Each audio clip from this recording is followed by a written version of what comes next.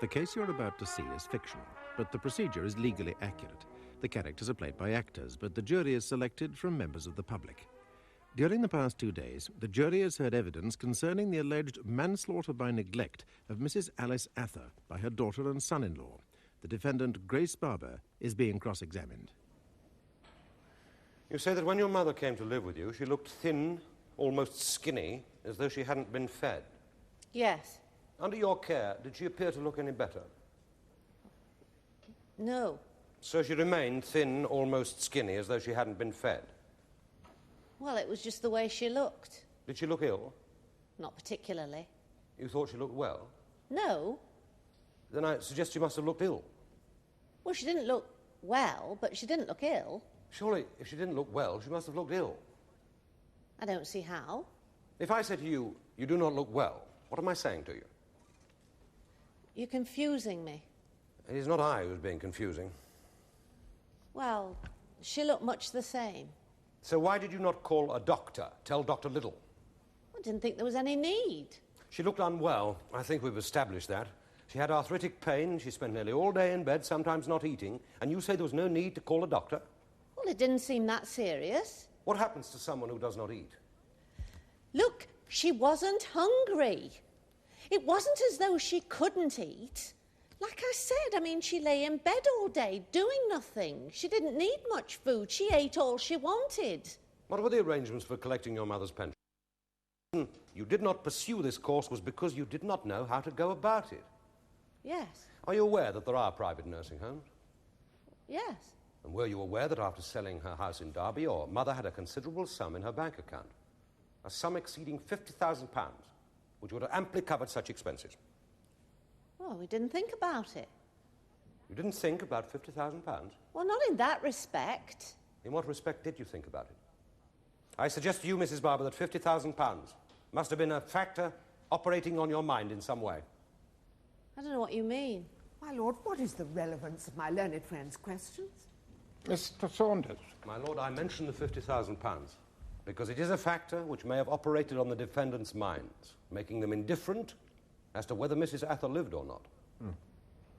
I've no objection to your exploring it. I put it to you, Mrs. Barber, that £50,000 was a motive for not caring whether your mother lived or died. I did care. Neither of us wanted her to die. Mr. Barber, on the 3rd of July, we have heard Mrs. Atha was brought round to the New Inn and left in the care of you and your wife. Yes, by Rebecca, my sister-in-law. And what was your wife's reaction? Well, she was furious. She didn't want the responsibility of looking after the old woman. She accused Rebecca of just dumping her on us. And what did you say to your wife? I told her I thought it was our turn to look after the old lady. Rebecca had had her for 2 years. Now we had a pub of our own, we had the facilities. And did you persuade your wife that you should take joint responsibility for her mother? Yes. Even though she wasn't your own mother? Yes. Is your own mother still alive? No, she died 4 years ago. And was she living with you? No, she was in hospital in a psychogeriatric ward. Did you ever look after her for any period? Yes, I looked after her for 3 years before Grace and I got married. Now, what condition was Mrs. Atha in when she came to live with you? Well, she looked very thin, almost bony. Did she look underfed to you? Well, not particularly. I just thought she looked thin. Are you aware that your wife considered her underfed looking? Oh, I know she said underfed, but to me she was just thin looking. You thought it was a natural thinness? Well, yes. I mean, she was 73 after all, and, well, she'd a thin build. Where did she spend most of her day? Upstairs in bed. She spent all of it there, except to get up and go to the toilet. What was her mood, generally? I was pretty depressed. And to what did you attribute that depression? Being dumped by Rebecca. Did she have a big appetite? Oh, no, very small. Quite often I'd take a meal up and she'd say, "Harry, I'm just not hungry today." Well, I tried to make her eat, but you can't make somebody eat if they don't want to, can you? Did you ever leave her with a meal?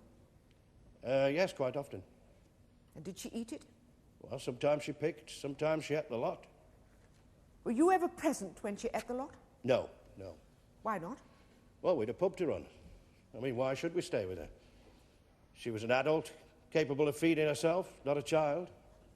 Was there an occasion when Mrs. Atha accused you of something? Yes, towards the end of July. I took her up some chicken casserole. It was what we were serving in the pub. She looked at it and then she said, "What did I think I was trying to do? Poison her?" And then she threw it on the floor. She didn't even taste it? No, she just looked at it and then chucked it. What else did she say? Well, she suggested that we wanted her out of the way. That it would serve us right if she starved herself to death. Had she ever behaved in this irrational way before? No, not quite like that. Oh, she'd be going a bit funny, a bit morbid, saying how nobody wanted her, nobody cared whether she lived or died. I mean, she said that a few times. Did she ever say anything else funny? Oh, she'd get confused. Say that nobody had been up to see her all day when one of us had been up there only half an hour before, things like that. Well, she'd forget where she was, what time of day it was. Did you and your wife ever talk about putting her in a home? Yeah, we talked about it, but I was against the idea. And why were you against the idea? Because I remember how horrible it was putting my own mother into a psychogeriatric ward. And just because Mrs. Atha was difficult, there wasn't any reason to stick her away. Did your wife express an opinion? Yes, she felt the same as me. And we neither of us really knew how to go about putting her in a home. And anyway, it meant dumping the old lady, and she'd been dumped once already. I mean, Grace and me, we just wanted the best for her. A few days afterwards, did you receive a visit from Rebecca Shepherd, your wife's sister? Yes. She wanted to see her mother. And where was your wife at the time? She was at the doctor's, Dr. Little's in the village. Did you allow Mrs. Shepherd to see her mother? No, I didn't. Why not? Because her mother didn't want to see her. She'd said so on many occasions.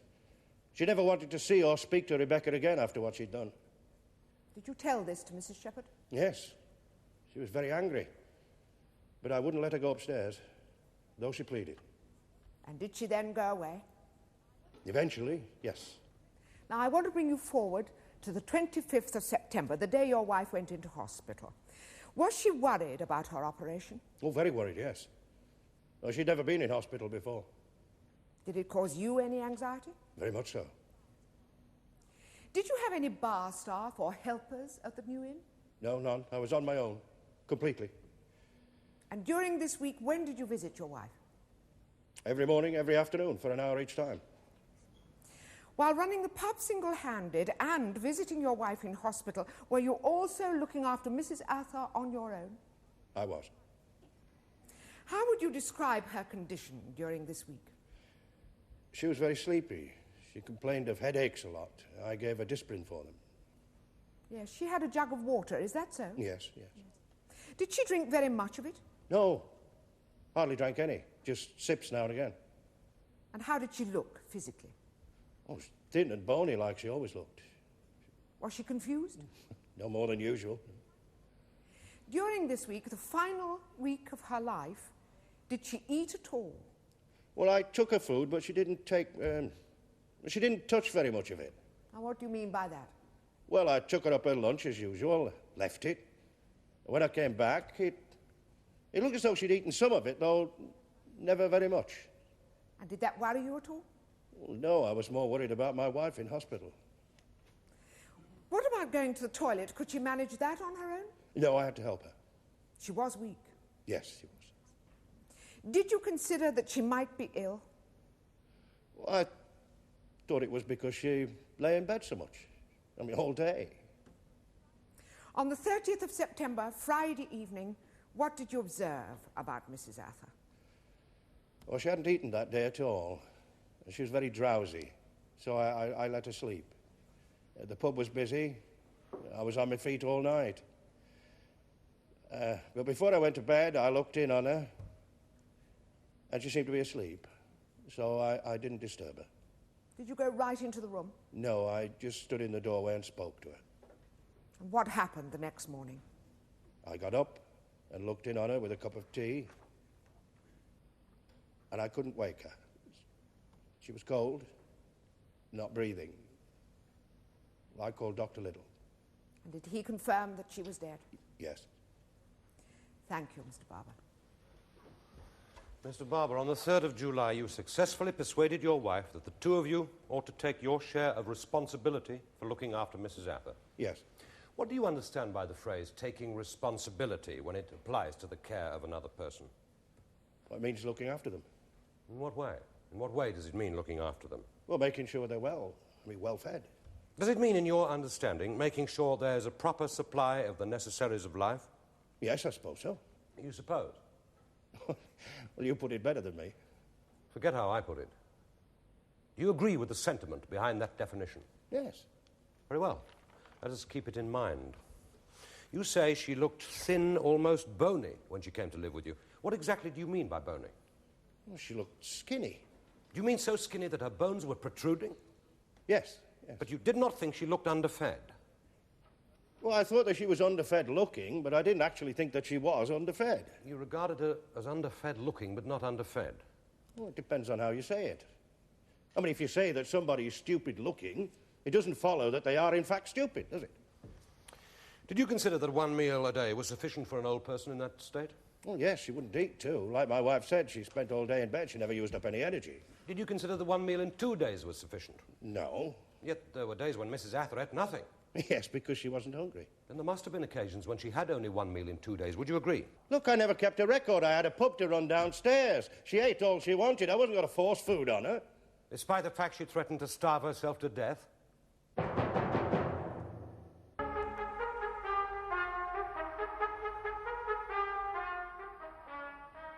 You cite this incident of the thrown food and the accusation that you were trying to poison her, the threat that she would starve herself. Yes. You say she accused you of not having been up to see her when in fact you had been up. You say she'd forget where she was, what time of day it was. Am I correct? Yes. Did she have a clock or a watch in her room? No. She had no television or radio, is that right? No, we offered her a radio, but she didn't want it. And she did not read? No, she wanted to read it. Not even newspapers or magazines? No, I think it was her eyes. Did it surprise you that she became confused? No, she was old. She was old, and that was the reason for her getting confused? Well, old people do get confused, don't they? You told us that your own mother went into a hospital psychogeriatric ward. Was she attended to by a doctor while in your care? Yes. Did you send for the doctor? Yes. What were your reasons? My lord, is this evidence necessary? Mr. Saunders. My lord, my learned friend used the evidence of the defendant's own mother, no doubt as an indicator of good character. I simply seek to use the same evidence to establish the defendant's previous experience in caring for an elderly person. Does that answer your question, Miss Miles? Yes, thank you, my lord. What were the reasons? My mother behaved strangely. In what ways? Well, she'd get up and go out in the middle of the night. She brought a tramp home once to the house. She'd talk about people in the house, people who weren't there. I can stop you there. Let me ask you this. Did not Mrs. Atha's behaviour alarm you in the same way? No, it wasn't so extreme. Well, she threw her food on the floor, accused you of trying to poison her, threatened to starve herself. That it was not extreme? Not as extreme. That or the fact she was becoming weaker and having more difficulty in walking? No, no. You weren't alarmed in the slightest.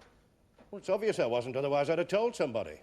You truly believe that Mrs. Atha, upstairs in that room, arthritic, weakening, frequently without appetite, without medical attention, was receiving a proper supply of the necessaries of life?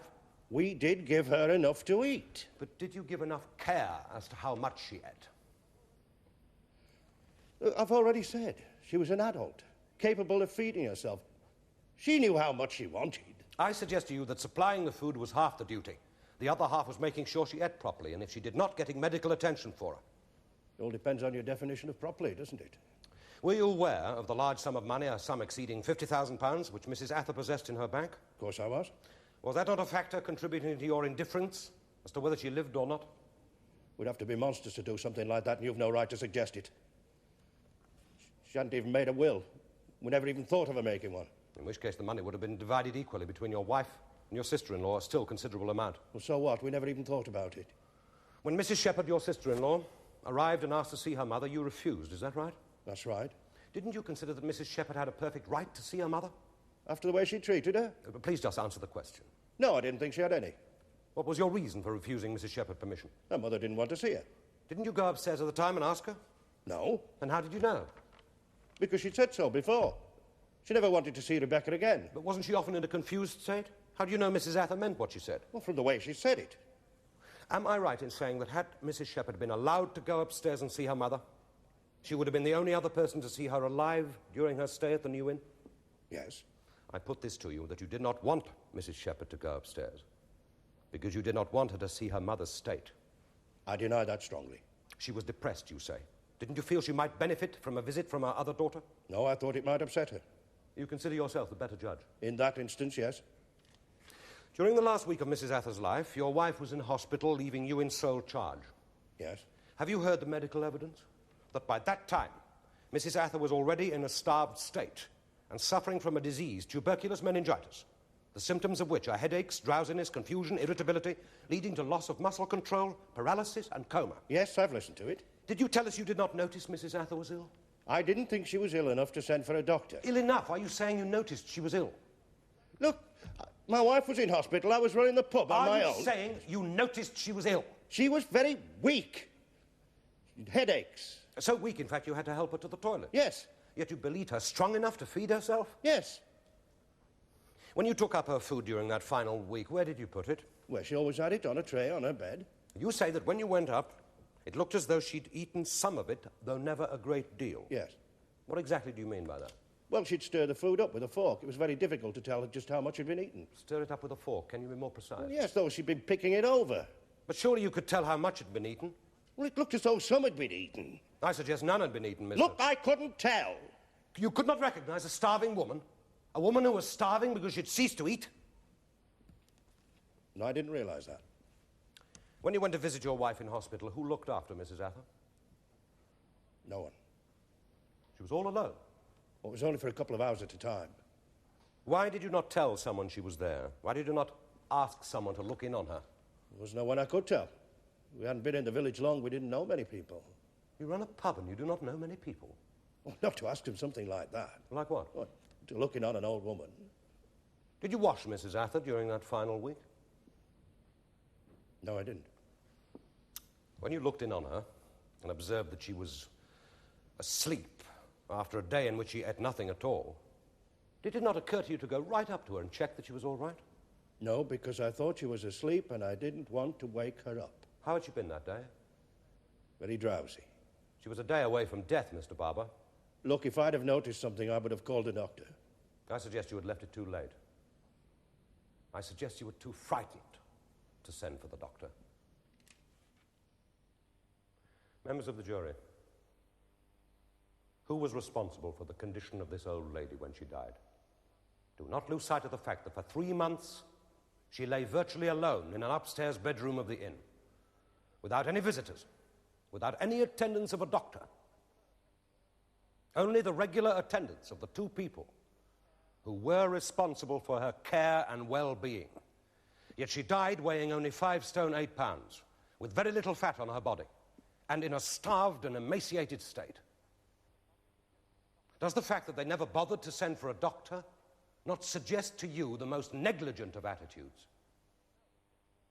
Does the fact that no one else ever saw Mrs. Atha, that Mrs. Shepherd even was turned away, not suggest to you that they could see the terrible condition she was in? For nearly 20 years, we have heard, this old lady nursed her husband at the hands of her daughter and son-in-law. Did she not deserve better? Members of the jury, we have been led to believe that because Mrs. Atha was in a starved state, she developed tuberculous meningitis, the disease which killed her. However, Professor Mason has been prepared to admit that all of that starvation could have been attributable to the disease, and that a mere deficiency in diet could have caused that tuberculosis to reappear sometime before the disease spread to the meninges. Now I suggest to you the possibility that that disease did reappear long before Mrs. Atha ever went to live with the Barbers. And this presents us with a very different picture, because we can no longer be certain that any neglect by the Barbers led to Mrs. Atha developing the disease which killed her. Will you, members of the jury, consider this tragic case not only with the utmost compassion, but also with a regard to the very strong and nagging possibility that there may have been, in truth, no crime committed?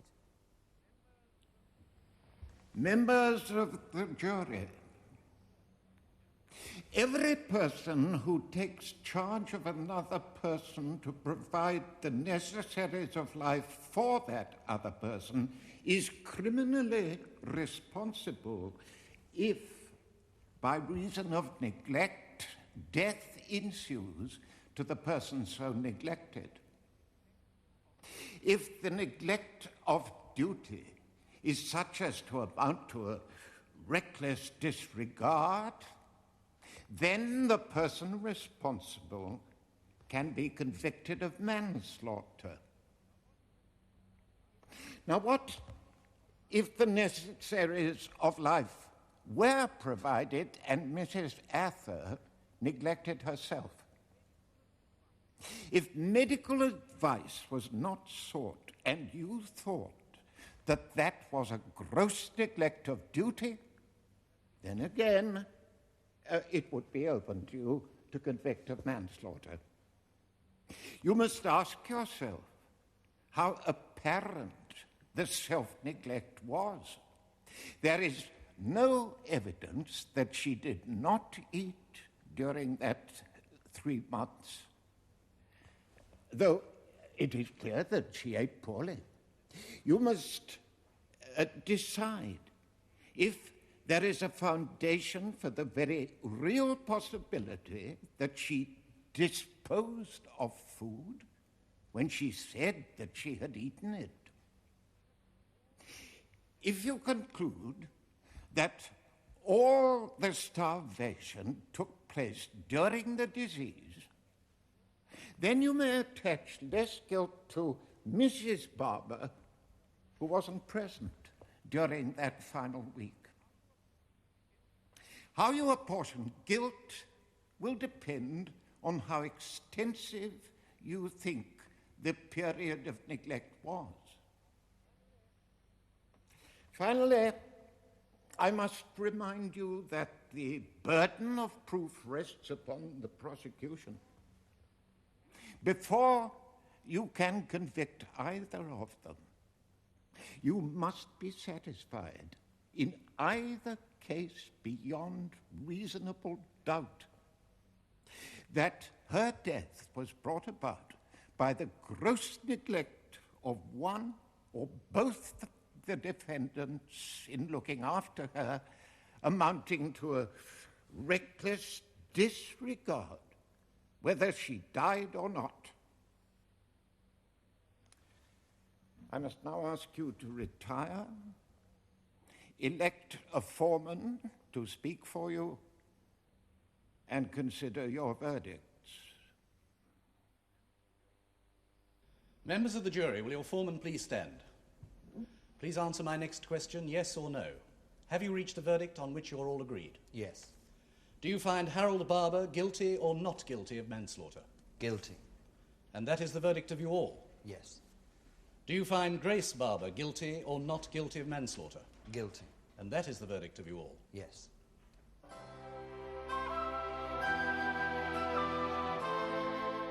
Harold and Grace Barber, being found guilty of manslaughter, were sentenced to 2 years' imprisonment, suspended as to half.